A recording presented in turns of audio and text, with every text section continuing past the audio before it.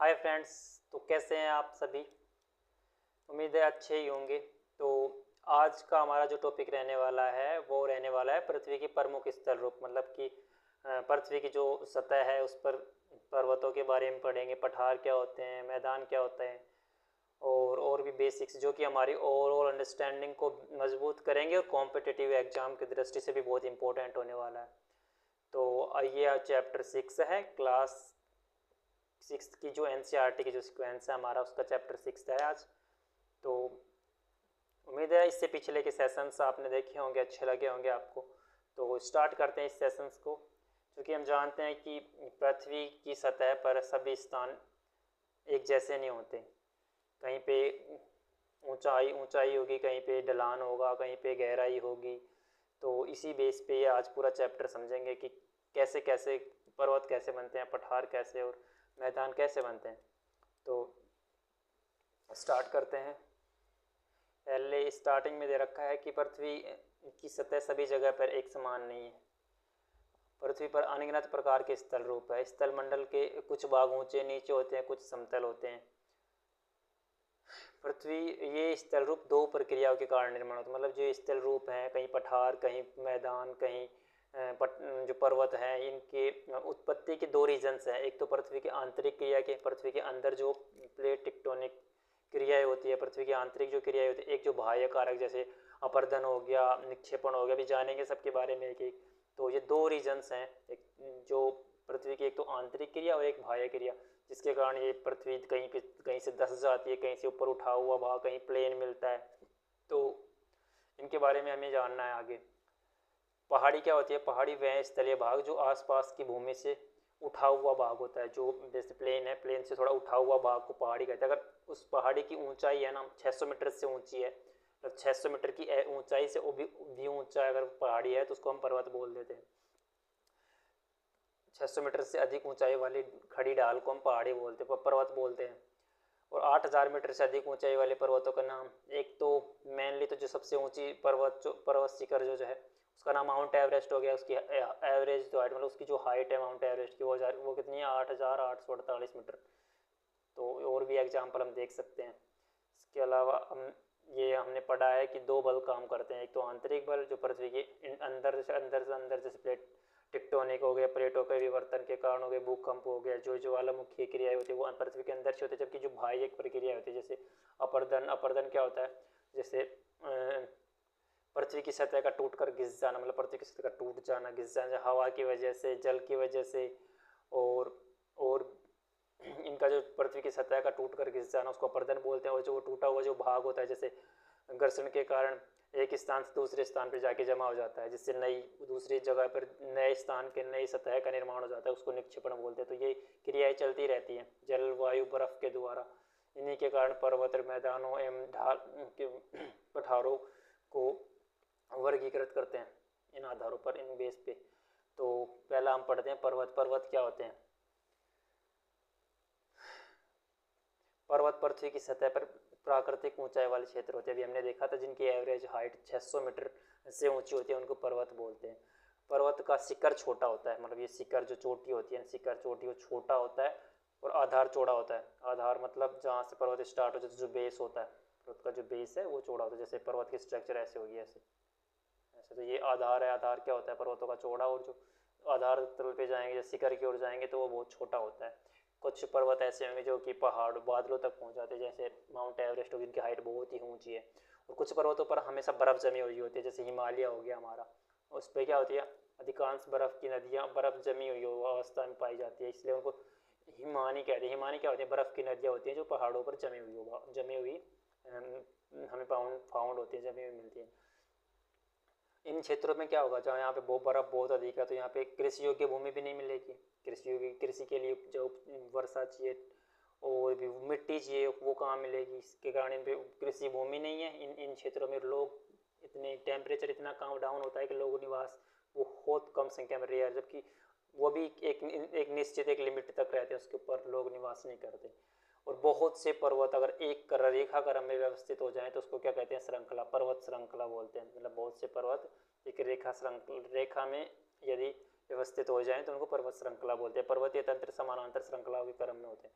सैकड़ों किलोमीटर फैले होते। कुछ एग्जाम्पल्स दे रखे हैं, जैसे हिमालय हो गया, हिमालय एशिया का पर्वत श्रृंखला है, वहीं आल्प्स किसकी, यूरोप की, और वहीं एंडीज हमने पिछले चैप्टर में भी इन सब के बारे में पढ़ा है। एंडीज किसकी, दक्षिण अमेरिका की पर्वत श्रृंखलाएं होती हैं। पर्वत कितने प्रकार के होते हैं, यहाँ पे पर्वत के टाइप्स दे रखा है इस पैराग्राफ में। पर्वत, there are 3 types of mountains. पहला हो गया वलित, एक ब्रशोंत। पर्वत 3 प्रकार के होते हैं पर्वत, एक तो वलित पर्वत, दूसरा होता है ब्रंसोत पर्वत, और तीसरा ज्वालामुखी पर्वत। जो हिमालय और जो अल्प्स हैं, अभी इनकी स्ट्रक्चर, ये कहाँ पर अवस्थित है। हिमालय भारत में है, भारत और चीन की सीमा पर हिमालय अवस्थित है। इसके बारे में हमने नीचे डायग्राम से भी, मैप के माध्यम से भी देखेंगे कहाँ पे है। तो जो हिमालय, यहाँ पे एग्जाम्पल, मतलब एक इम्पोर्टेंट बात निकल के आते हैं कि हिमालय और जो आल्प्स पर्वत है, आल्प्स पर्वत, इनकी सतह उबड़ खाबड़ एवं शिखर शंक्वाकार है। ये वलित पर्वत श्रृंखला, जो नवीन वलित पर्वत श्रृंखला के उदाहरण है। और एक यहाँ पे देखो, एक क्वेश्चन बनता है डायरेक्ट, जो 1 डे एग्जाम में डायरेक्ट पूछा जाता है ऑब्जेक्टिव, कि भारत की अरावली पर्वत श्रृंखला विश्व की सबसे पुरानी फोल्डेड, मतलब वलित पर्वत श्रृंखला है। एग्जाम मतलब क्या हो गया, जैसे क्वेश्चन आ जाए कि विश्व की सबसे पुरानी वलित पर्वत श्रृंखला कौन सी है, वो है भारत की अरावली पर्वत श्रृंखला। वहीं उत्तरी अमेरिका का अल्पेशियन पर्वतमाला, रशिया का जो यूराल पर्वत है, जो कि एशिया और यूरोप को अलग करता है, यूराल पर्वत रशिया में, इनके एक गोलाकार अवस्था में दिखाई देते हैं। इनका कारण क्या है गोलाकार, क्योंकि बहुत पुराने वलित पर्वत श्रृंखला और अपरदन के कारण इनकी जो शिखर था वो घिसा हुआ अवस्था में, इसलिए गोलाकार दिखाई देते हैं, इनकी ऊंचाई भी कम होती है। तो ये एग्जाम्पल थे, हमने देखेंगे। चलो पहले हम पर्वत हो गए, पर्वत देख के आते हैं। हमने डायग्राम्स लगाए हैं कुछ, जिनसे समझते हैं। देखो, ये यूराल पर्वत है जो रशिया में है, जो कि यूरोप को, इधर एशिया और इधर यूरोप को अलग करता है। इसके अलावा ये हिमालय हो गया भारत का, हिमालय हो गया, किलिमंजारो, और इसके अलावा जैसे ये एंडीज पर्वतमाला हो गई, पर्वत श्रृंखला, ये रॉकीज, उत्तरी अमेरिका की रॉकीज हो गई, ये एटलस हो गया किसका, अफ्रीका का। तो ये कुछ जो पर्वत श्रृंखलाएँ हो गई। इसके अलावा वलित पर्वत श्रृंखलाएँ, जिसके एग्जाम्पल हो गए हिमालय हो गया, अरावली विश्व की सबसे पुरानी वलित श्रृंखला होगी। इसके अलावा अब हम पढ़ेंगे ब्रंसोत पर्वत। ये क्या होते हैं, ये जब बहुत बड़ा भाग टूट जाता है, पृथ्वी की सतह का बहुत बड़ा भाग टूट गया, तो ऊपर उठ जाए या नीचे धंस जाए, तो इससे जो पर्वत बनता है उसको ब्रसोंत पर्वत के नाम से जानते हैं। ऊपर बैठे भाग को हम क्या बोलते हैं, हार्स्ट उत्खंड बोलते हैं, जो ऊपर उठा हुआ भाग होता है। इस क्रम में जो ऊपर उठा हुआ भाग होता है, जैसे ये ये सतह थी, ये ऊपर टूट के ऊपर उठ गई, तो इसको बोलते हैं ऊपर उठे हुए भाग को उत्खंड। उत्खंड मतलब अंग्रेजी में बोले तो HURST, हार्स्ट। वहीं नीचे धसे हुए भाग, ये नीचे धसा हुआ जो भाग है, इसको बोलते हैं द्रोणी का अंश, या जिसको बोलते हैं ग्राबेन, GRABEN, ग्राबेन बोलते हैं नीचे धसे हुए भाग को। तो इसके कुछ एग्जाम्पल्स है कि ब्रशोंत पर्वत के जो एग्जाम्पल हो गए, जैसे यूरोप का राइन घाटी हो गई, यूरोप की जो राइन घाटी है इसका एग्जाम्पल हो गई यूरोप की राइन घाटी, और वोस्जिस पर्वत इस पर्वत श्रृंखला के उदाहरण है। कि एक फैक्चुअल इन्फॉर्मेशन डायरेक्ट पूछ सकते हैं कि जो ब्रशोंत पर्वत है उसके कुछ एग्जाम्पल है, जैसे यूरोप की राइन घाटी और वोस्जिस पर्वत, ये भी यूरोप का है, इसकी पर्वत श्रृंखला, इसके एग्जाम्पल। वहीं तीसरे टाइप जो पर्वतमाला का होता है वो वोल्केनिक माउंटेन्स, ज्वालामुखी के कारण उत्पन्न होते हैं, ज्वालामुखी पर्वत कहलाते हैं। ज्वालामुखी के जैसे अफ्रीका का माउंट किलिमंजारो, जापान का फ्यूजियामा, अफ्रीका का माउंट किलिमंजारो और जापान का फ्यूजियामा पर्वत इसके उदाहरण। जैसे अब ये जो इसमें माउंटेन्स के क्या जो इम्पैक्ट क्या है, मतलब जो प्रॉफिट, मतलब माउंटेन से हमको क्या लाभ प्राप्त होता है, क्या क्यों लाभदायक हमारे लिए। क्योंकि एक तो यहाँ से क्या होती है, पर्वत जल के संग्राहक होता है, कि बहुत सी नदीय स्रोत, मतलब बहुत सी नदियाँ होती है, बहुत सी नदियाँ पर्वत से बहती हैं, जो कि हिमानियों के पिघलने के कारण बहती हैं। ये जलाशयों में हमें पीने के लिए पानी, जलाशयों में सिंचाई के लिए, नहरों के लिए पानी उपलब्ध कराती है। और इन बहुत से पर्वतों पर क्या पन बिजली, मतलब पानी से जो बिजली बनाई जाती है, और सिंचाई के लिए पन बिजली का उत्पादन भी किया जाता है। और ये जो नदियाँ होती हैं, यहाँ से जो नदियाँ आती हैं वे पहाड़ों में, वो क्या पहाड़ों का अपरदन करती हुई और मैदानों में आके निक्षेपण कर देती हैं। तो जिससे क्या होता है, वहाँ की मिट्टी हो जाती है, जो उपजाऊ मिट्टी प्राप्त होती है, जिसके कारण कृषि की जाती है। उपजाऊ मिट्टी होने के कारण कृषि के लिए लाभदायक होंगे ये पर्वत। वहीं यहाँ इनमें बहुत सारी वनस्पति पाए जाएंगे, जैसे वनों से हमें ईंधन, चारागाह, आश्रय। वहीं गोंद हो गया, रेंजिन इत्यादि प्राप्त होते हैं, बहुत सारी वनस्पति वन उत्पाद प्राप्त होते हैं जिनको। वहीं टूरिज्म के लिए भी इम्पोर्टेंट है, टूरिज्म के लिए इम्पोर्टेंट हो गया, पानी के लिए पनबिजली, कृषि सिंचाई में हो गया। वहीं वनों के उद्देश्य से टूरिज्म टूरिज्म नेचुरल प्राकृतिक सुंदरता को देखने के लिए लोग आते हैं। वहीं बहुत सारे खेल पर्वतों के माध्यम से बहुत सारे खेल, जैसे paragliding, Hague gliding, river rifting, skiing पर्वत ये प्रचलित खेल है। पैराग्लाइडिंग, हैग ग्लाइडिंग, रिवर रिफ्टिंग तथा स्कीइंग पर्वतों के क्या है, कुछ प्रचलित खेल हैं। इसलिए ये पर्वतों के महत्व थे। पर्वतों के हमारे लिए पर्वत लाभदायक क्यों है, ये हम आंसर राइटिंग में हमारे बहुत काम आ सकते हैं। तो ये पर्वतों के कुछ हमारे ये हमने इस डायग्राम में जो मैप था हमारे, इसमें कुछ देखा। ये एंडीज पर्वतमाला, ये रोकीज पर्वतमाला, वहीं भारत का ये हिमालय पर्वत, यूराल माउंटेन, ये कुछ मेन माउंटेन जैसे एटलस माउंटेन, इनके बारे में हम पढ़ भी चुके हैं। अल्प्स अल्पेशियन, यूरोप का अल्प। इसके बाद में ये इस डायग्राम में बता रखा है कि ज्वालामुखी पर्वत कैसे बनते हैं। जैसे ज्वालामुखी उद्गार हुआ पृथ्वी की सतह पे, पृथ्वी की सतह यहाँ से ज्वालामुखी का विस्फोट उद्गार हो, वो उद्गार ऐसे जमता हुआ धीरे धीरे कई हजारों वर्षों में ऐसे जमता हुआ एक पर्वत का निर्माण कर देगा, एक भ्रंश पर्वत का निर्माण कर देगा। ये लावा का जमा होता है, तो इस कारण पर्वतीय ज्वालामुखी पर्वत का निर्माण होता है। अब दूसरा जो इसके बाद जो दूसरा पार्ट आता है वो आता है पठार। पठार क्या होते हैं? पठार पर्वत नहीं होते, मतलब पर्वत का शिखर होता है शंकु के रूप में और उनकी ऊंचाई भी बहुत ज़्यादा होती है। जबकि पठार क्या होता है? पठार का जो शिखर होता है ना वो समतल होता है और ऊंचाई पर्वत से कम होती है। तो पठार उठी हुई सपाट भूमि होती है जो आसपास के क्षेत्रों में अधिक उठा हुआ होता है। इसका ऊपरी भाग मेज के समान होता है, मेज के समान सपाट, मतलब ऊपर से प्लेन होगा। किसी पठार में एक या एक से अधिक किनारे हो सकते हैं, जैसे एक ऐसा किनारा हो सकता है, किनारा कितने भी हो सकते हैं पठार में, कुछ भी एक से अधिक किनारे हो सकते हैं और ये मतलब बहुत पुराने भी हो सकते हैं और नवीनतम पठार भी हो सकते हैं। भारत के जो दक्कन का पठार है ना, भारत में जो दक्कन का पठार है, भारत में दक्कन का पठार सबसे पुराने पठारों में से एक है। वहीं केन्या, तंजानिया, युगांडा के पूर्वी अफ्रीका के पठार हो गए। वहीं ऑस्ट्रेलिया के पश्चिमी पठार भी इसी प्रकार के कुछ उदाहरण है। मतलब बहुत पुराने पठारों में केन्या, तंजानिया, युगांडा, पूर्वी अफ्रीका का पठार, ऑस्ट्रेलिया के पठार, ये किस में आते हैं? बहुत पुराने पठार। वहीं तिब्बत का जो पठार है ना, विश्व का सबसे ऊंचा, यहाँ कुछ फैक्चुअल इन्फॉर्मेशन इंपॉर्टेंट है और कीजिए। तिब्बत का जो पठार है, तिब्बत का पठार, तिब्बत भारत और चीन में स्थित तिब्बत,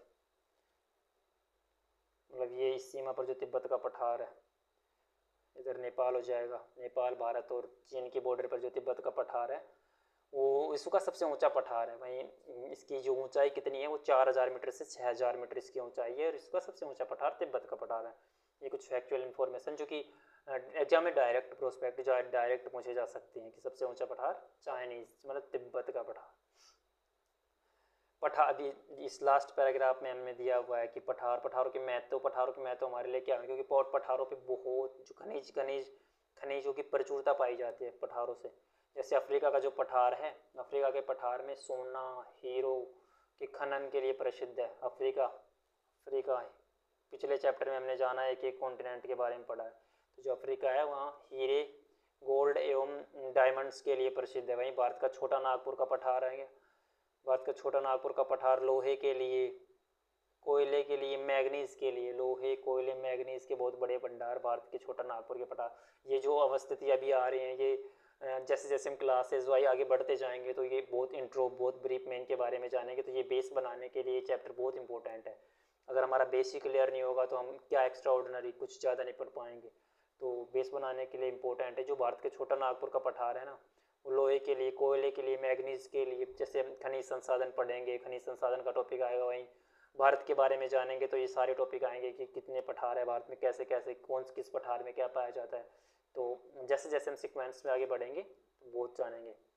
तो वहीं पठारों पर जलप्रपात मतलब जो फॉल्स होते हैं जिनको हम झरने बोलते हैं, बड़े झरने होते हैं उनको जलप्रपात बोलते हैं, जो क्या करते हैं पठारों से गिरते हैं, नदियों के माध्यम से पठारों से ऊपर नीचे गिरते हैं। बहुत जैसे भारत में छोटा नागपुर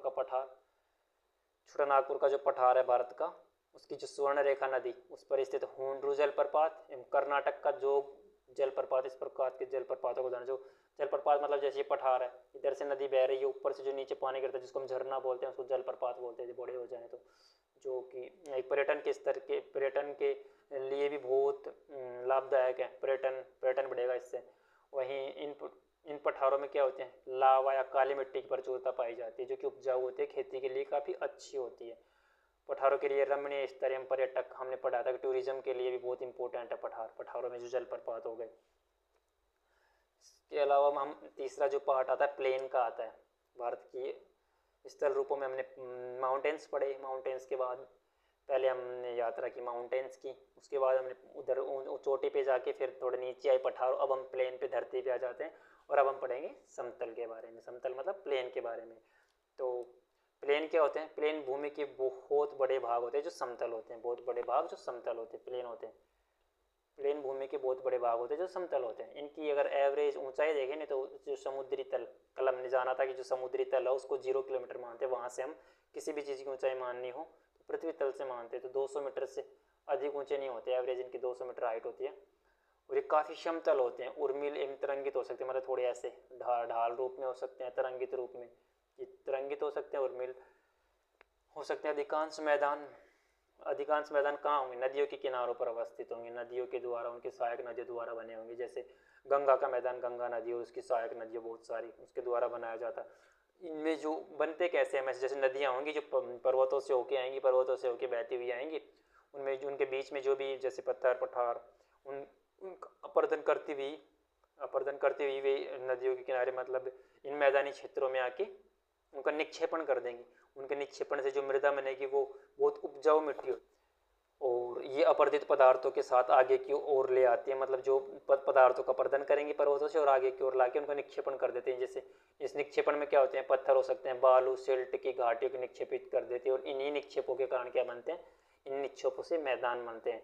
मैदान बहुत अधिक उपजाऊ होते हैं। ये तो है क्योंकि कृषि भूमि, जैसे भारत में जो गंगा का मैदान है वो काफ़ी उपजाऊ मैदान है। वहीं ये परिवहन के साधनों का निर्माण, और यहाँ सबसे ज़्यादा जनसंख्या रहेगी, विश्व की सबसे ज़्यादा जनसंख्या किन क्षेत्रों में होगी, जहाँ पे मैदान होगा, जहाँ पानी होगा, जहाँ खाने के लिए आप कृषि कर सकोगे, उन क्षेत्रों में। एशिया में स्थित गंगा एवं ब्रह्मपुत्र का मैदान, गंगा का मैदान एवं ब्रह्मपुत्र का मैदान, ये अभी हमें यहाँ पे देखते हैं। देखो ये एशिया में उपस्थित जो गंगा एवं ब्रह्मपुत्र के मैदान है, इसके कुछ एग्जाम्पल है मैदानों के। और वहीं चीन के यांगत्से नदी का मैदान इसके प्रमुख उदाहरण है। मैदान मनुष्यों के रहने के लिए सबसे उपयोगी क्षेत्र है, जनसंख्या बहुत अधिक, और इसमें ये दे रखा है कि ये भूमि के लिए, मकान बनाने के लिए, खेती करने के लिए बहुत समतल भूमि में प्रचुरता होती है। उपजाऊ मिट्टी के कारण यह भाग खेती के लिए काफ़ी उपयुक्त होता है। गंगा के मैदान देश के सबसे अधिक जनसंख्या वाले क्षेत्र है, और मतलब राइस बाउल भी बोलते हैं गंगा के मैदान को, मतलब कि भारतीय खाद्यान्न टोकरी के नाम से जानते हैं। जैसे हमने जो ऐड किया है उसमें देखते हैं, देखो मैदानी क्षेत्र ये होता है। जैसे ये तिब्बत, इधर तिब्बत है, यहाँ पे तिब्बत का प्लेटू मिलेगा, जो सबसे ऊंचा, विश्व का सबसे ऊंचा प्लेटू है जो तिब्बत का प्लेटू। वहीं भारत का ये भाग है प्रायद्वीपीय पठार वाला भाग, इसको हम प्रायद्वीपीय पठार बोलते हैं भारत का। और ये जो भाग हो जाएगा, ये गंगा का मैदान वाला भाग है, ये गंगा का मैदान, यहाँ गंगा नदी बहती है, गंगा नदी और उसकी सहायक नदियाँ। वहीं अगर यहाँ से देखो तो ये जो पार्ट हो जाएगा, ये दूसरा कलर चेंज करते हैं, इस पार्ट में ये ब्रह्मपुत्र का मैदान हो जाए, क्योंकि ब्रह्मपुत्र तिब्बत से बहती हुई भारत में प्रवेश करती है दिहांग के नाम से, और बाद में ब्रह्मपुत्र हो जाती है। तो ये ब्रह्मपुत्र का मैदान और ये गंगा का मैदान हो गया। ये प्रायद्वीप भाग होता है भारत के बारे में जाने तो ये प्रायद्वीप भारत। वहीं अगर हिमालय की बात कर ले तो भारत में ये हिमालय पर्वत, ये इधर उत्तर कश्मीर से, जम्मू कश्मीर से लेते हुए इधर अरुणाचल प्रदेश तक फैला हुआ 3-4 श्रेणियों में तो हिमालय पर्वत, ये पर्वत श्रृंखला हो गई भारत की। वहीं ये घाट वाला एरिया हो गया, पश्चिमी घाट, पूर्वी घाट वाला एरिया। तो ये गंगा का मैदान हो गया, तिब्बत का मैदान, ये तिब्बत का प्लेटू ऊपर भारत के टच में, तिब्बत का प्लेटू हो गया। ये भारत के बारे में पूछता। इन सभी अवस्थितियों के बारे में हम बहुत ब्रीफ इंट्रो हमारे चैनल पर आप विजिट करोगे तो आपको वीडियो मिल जाएगी। इन सभी के बारे में बहुत ब्रीफ में आपको पढ़ना हो तो हमारे चैनल पर विजिट कर सकते हो। और वैसे भी धीरे धीरे जैसे जैसे हम आगे चैप्टर वाइज बढ़ते जाएंगे तो एक एक के बारे में हमें बहुत ब्रीफ में भी पढ़ना है। इसके अलावा ये हमने देखे मैदान थे, डायग्राम के माध्यम से भी देखे हमने। इसके बाद में स्थल, ये जो स्थल रूप और लोग, अगला जो टॉपिक है वो है स्थल रूप और लोग। वाइट कलर रखा है क्या, रेड स्थल रूप और लोग, मतलब ये जो स्थल रूप और लोग कंपैरिजन कर रहा है कि हमारे लिए किस प्रकार ये उपयोगी है। क्योंकि लोग है ना, स्थल रूप एक जैसे नहीं है, भिन्न भिन्न स्थल रूप है। तो जो जीवन की जो डेंसिटी है, मतलब घनत्व, जीवन जनसंख्या की घनत्व, वो भी कम पाया जाएगा। किसी स्थान पर कम, किसी स्थान पर बहुत ज़्यादा पाया जाएगा जीवन यापन।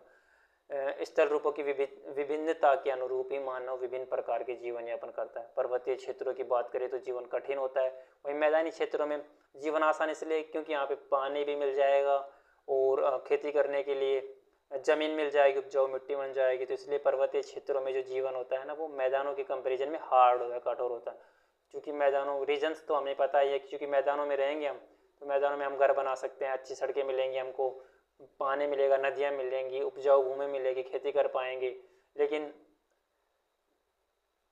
जो प्राकृतिक आपदाएं, कभी कभी क्या होती है, प्राकृतिक आपदाएं जैसे भूकंप हो गया, ज्वालामुखी उद्गार, तूफान, बाढ़, ये बहुत विनाश कर देते किसका, इन मैदानों का, इन घरों का, इन हमारे निवास स्थलों का। और ये आकस्मिक घटनाओं के बारे में अगर इनके बारे में हम जागरूकता पैदा कर ले तो ये हमें इतना नुकसान नहीं पहुंचा पाते, ये बोल रखा। और लास्ट में एक ये टॉपिक है स्वच्छ भारत मिशन।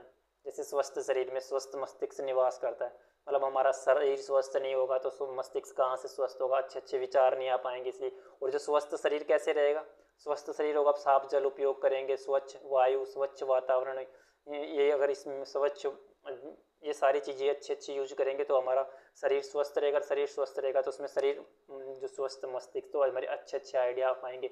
और ये सब करने के लिए भारत सरकार ने एक स्कीम चलाई है, भारत स्वच्छ भारत मिशन।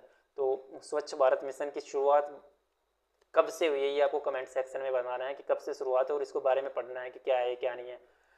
और चूँकि हम क्या करते हैं, अभी जो स्थल रूप है इनका मतलब संसाधन के तौर पे माने तो ये कुछ पृथ्वी के दुर्लभ संसाधन ही है स्थल रूप। अब इनका बेसतुन मतलब बिना कुछ सोचे समझे इनका यूज करते हैं। जैसे हम क्या करते हैं, पानी को गंदा कर देते हैं, पानी में प्रदूषण, कचरा जहाँ तहाँ फैला देते हैं। तो ये क्या होते हैं, इसके कारण होता क्या है, इसके कारण होने वाला ये है कि क्योंकि हमें तो रहना नहीं है, हमारे आगे वाली पीढ़ियों को भी रहना है, हमें हमारे आगे आने वाले उनकी भी कुछ कर्तव्य है। उनको भी चाहिए कि हमें पृथ्वी के जो संसाधन है उनका भी वो दोहन कर सके। तो हम लोग कूड़ा को किसी भी भूमि पर फेंक देंगे, पानी में फेंक देंगे कूड़े को, जिससे क्या होगा, वो गंदा हो जाएगा। प्रकृति के इस महत्वपूर्ण वरदान का उपयोग इस प्रकार करना चाहिए, इस प्रकार नहीं करना चाहिए। मतलब कि ये जो प्रदूषण फैलाते हैं इसको इस प्रकार से पृथ्वी के जो महत्वपूर्ण संसाधनों का यूज नहीं करना चाहिए। इसमें लास्ट पे एक छोटा सा सजेशन देके इस चैप्टर को ख़त्म किया गया है कि यह हमारा कर्तव्य है कि हम लोग आगे आने वाली पीढ़ियों के लिए पृथ्वी को सुरक्षित रखें, क्योंकि जैसे हमें जीने का अधिकार है वैसे हमारे आगे आने वाली पीढ़ियों को भी जीने का अधिकार। इसलिए इसका मतलब ये नहीं कि हम संसाधनों का अंधाधुंध दोहन करें, नहीं, हमें संसाधनों का एक लिमिट में रहते हुए इतना हमारे लिए हम जितना कर सकते हैं और हमारा जीवन अच्छा यापन हो सकता है उतना दोहन करें। तो ये चैप्टर था, ये जो चैप्टर, इसके बाद में कुछ इसमें कुछ वो दे रखे हैं, डायग्राम्स दे रखे हैं। डायग्राम्स मतलब जैसे ये इनको बताना है, जैसे ये मरुस्थल हो गया, ये तटीय बीच हो गया, बीच वाला एरिया हो गया, ये जहाज मतलब नदी वाला कुछ, वहीं ये वन प्रदेश हो गया। इसके अलावा ये जैसे एक छोटी घाटी है उसके ऊपर घर बने हुए हैं। वहीं ये पर्वतों में जो चाय के बागान होते हैं, ये पर्वतीय खेती की जाती है, उसके कुछ डायग्राम्स हैं। वहीं ये पर्वतों पर मतलब कुछ ऊंचे पठारों पर जो घर बने हुए हैं वो है। ये लोग समुद्र में कुछ खेल खेल रहे हैं जो हमने कुछ पढ़ा था, वोटिंग कर रहे हैं, वोटिंग। इसके अलावा ये चारागाह का चित्र है, और ये जहाँ पे बर्फ़ जैसे कश्मीर जैसे एरिया की जहाँ पर लगातार बर्फ़बारी होती है उन क्षेत्रों की। तो ये हमारा चैप्टर था 6th। उम्मीद करते हैं कि आपकी जो बेसिक बिल्डिंग है, कुछ पठार देख लेते हैं, हमने देखे नहीं थे पठारों की बात करिए तो जैसे ये जो भारत का दक्कन का पठार, भारत का दक्कन प्लेटू हो गया, तिब्बत का पठार हमने देखा था। वहीं कोलोराडो का, उत्तर अमेरिका में कोलोराडो का पठार, तो ये कुछ कटंगा का पठार अफ्रीका हो गया, तो किम्बरले का पठार ऑस्ट्रेलिया, तो बहुत सारे ये पठार हैं कुछ ऐसे। तो ये ओवरऑल हमारा चैप्टर था। तो आई होप बहुत अच्छे से समझ आया होगा हमारे बेस बिल्डिंग के लिए, आगे के चैप्टर्स के लिए, आगे हमारी तैयारी को और मजबूत करने के लिए, एक अच्छा बेस बनाने के लिए ये चैप्टर बहुत इंपॉर्टेंट था। तो अगर अगर अच्छा लगा हो तो लाइक करना, इसको शेयर करना, सब्सक्राइब करना ना भूलना। मिलते हैं नेक्स्ट चैप्टर में अपने। Thank you.